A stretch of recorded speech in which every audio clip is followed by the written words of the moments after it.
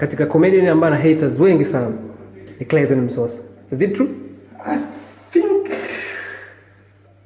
think sina haters, ni kwamba tu like sina supporters.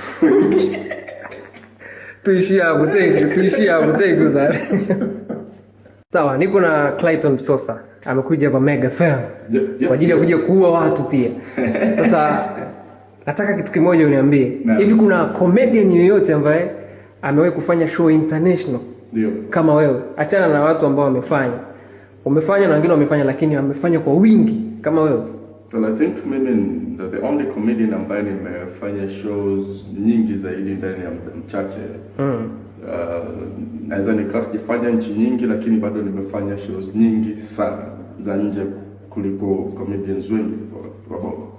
Kwa hiyo ikiandikwa rekodi, uone hizo unakaa namba ngapi bwana? Nani anaandika? Ikiandikwa rekodi yote kwamba comedian gani kafanya international. Inategemea na nani anaandika.